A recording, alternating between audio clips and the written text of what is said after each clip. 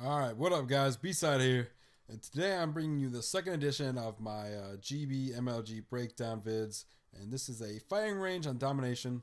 The first video I brought you was the CTF match on Grid, as you remember, and this is actually a fairly decent match. It's a scrim versus another team we know, a bunch of guys we know, friends of ours, so it wasn't taken super serious, but at the same time it was practice for matches and other scrims against better teams.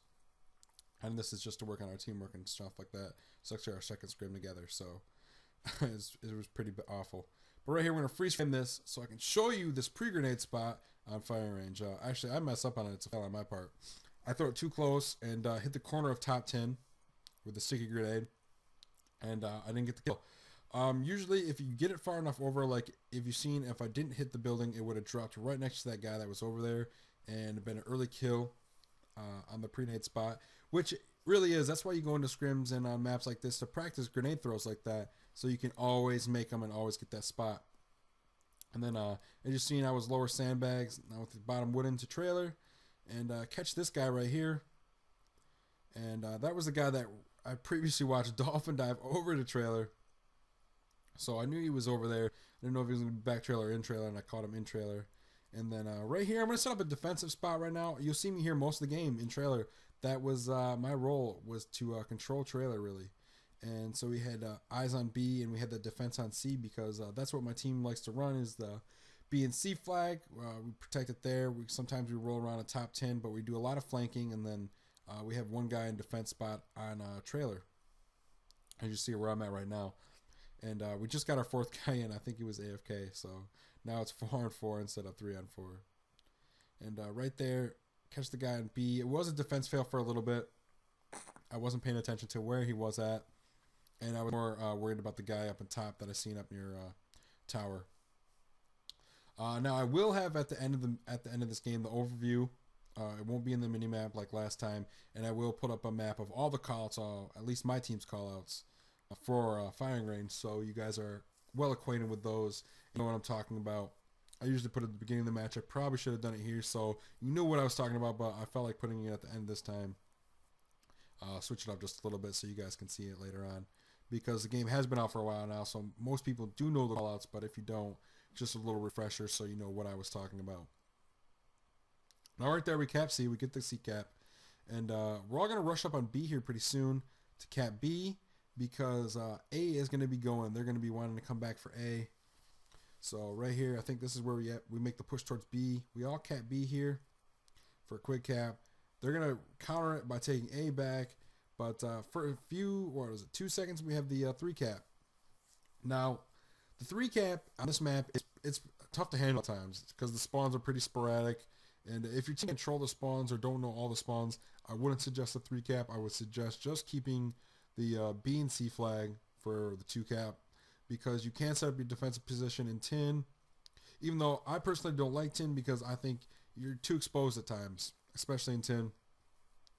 And when you're not exposed, your sight is limited compared to trailer or top sandbags. And that's where this guy catches me right here. I get shot from the guy in top sandbags. And like I said, top 10, when you're not out and exposed, your sight is really limited, so it's not a suggestion. I suggest controlling trailer and top sandbags. Right there, I catch the guy that's in back trailer. I'm going to go right back in trailer and set up my defensive position again. Now, what I will add right here, teammate calls out. Call outs are huge. Called out guy going back trailer. As you see, I set up on that corner. Made myself hard to see, but still at the same time, he was easier to see. He was a bigger pitcher and easier to take out for me. And that's what you really got to do. You got to put yourself in a position where you're hard to see and hard to shoot at, but they're not. And there's plenty of spots on the map you can do that. And you can make it you can be successful that way. Really, you can. But like I said, back here, back in trailer again, you'll see me here a lot, especially in this match.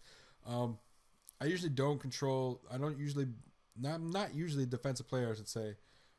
Especially in the scrims, I'm usually the guy flanking, constantly moving around. But right here, I decided to put a defensive role.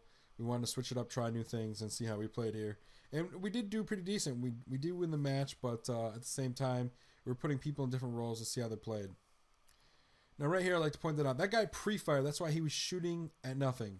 He came pre-firing around that corner because he thought I was going to be at the window, but I knew he was coming because I got hit, so I dropped behind the table. And that's how I caught him. But you see how the guy fouled up, his teammate fouled up? His teammate did the same exact thing he did. He pre-fired around that corner. I didn't know he was coming. No one called him out, and I didn't have eyes on him. So he pre-fired around that corner and caught me in the window. And that's usually what happens 90% of the time. If you have a pre-fire spot like that, you can come around that corner spring, and you can usually catch the guy in the window or in the back of the trailer. And that's normal, really. It is. It's just a pre-fire spot. You can't always catch him there, but I'll say 90% of the time you will catch him there. But yeah, right here we take A and C to throw a little pressure off B. Maybe they'll go back to try to cap A, and they will, and we'll take B. Like we got eyes on guy in top 10, and you see he's in that back window, so his sight is kind of limited. And you still can get a lot of shots on him, that's why I said I don't like tin, but at the same time. And then right there, fail stun grenade by me. Get caught. Stun myself, and the guy comes up. I'll show you later, most of their spawns are in the back of the firing range because we're controlling B and C, and we're pushing them towards that back firing range, controlling the spawn. And that's really another thing you got to do, especially even in pubs and GB matches. You really have to control the spawns. You have to know where they're spawning at all times so you're not getting hit in the back constantly. And that's just a big thing. A lot of teams, they'll run around the whole time, and that's how they play. That's how they play, and that's what they're good at. But some people, like some of us, we have to have a defined strat and a routine we do when we go into maps. Even though the routines aren't always going to be 100%, you can't always follow them, but it's a guideline to how we should play a map and how your team is successful on a map, and that's what you really should look at. But right here, I hear guy in C. Checking to see if I can see him right here. And then the spawns right there flip. Teammates obviously took the guy out in C, but I'm sitting there watching into their spawn. I knew they're spawning backlot by showers, so got eyes on them there. Like I said, right now, callouts is another huge thing. Anytime you see a player and you don't have a clear shot on him, you got to make callouts. You got to tell everyone where he's going, and that's a big thing. A lot of the big teams, you'll see that they'll make their callouts, and so they always have eyes on players. That's why you're always like, oh, why am I getting pre-fired around corners? Well, because they made the callouts, and that's a pre-fire corner usually.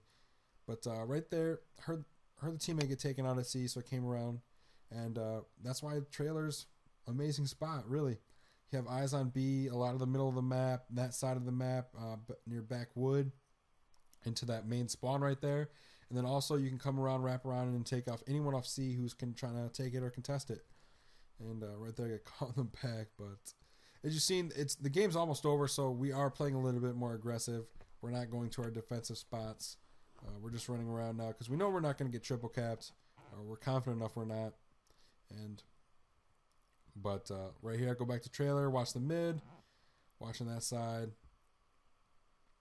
and just catch this guy here, because there's going to be a ditch effort by any team to try to get points on the board, try to get at least a double cap or maybe even a triple cap, because right now, as you can see, our gap is pretty big with them, so they're just trying to close it, so when they do go into the next round, maybe they can win it when they switch sides, who knows. But right here, we'll go into the map overview and then the map of the callouts later. But as you see, 65-92 was the final score on that one. But here's the map overview of firing range and just us right now. We are actually controlling, I think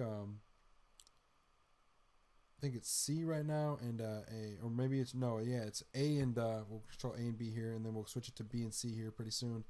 But as you can see, how just everyone's moving right now, where everyone's at. I'm in trailer right now, as you obviously know.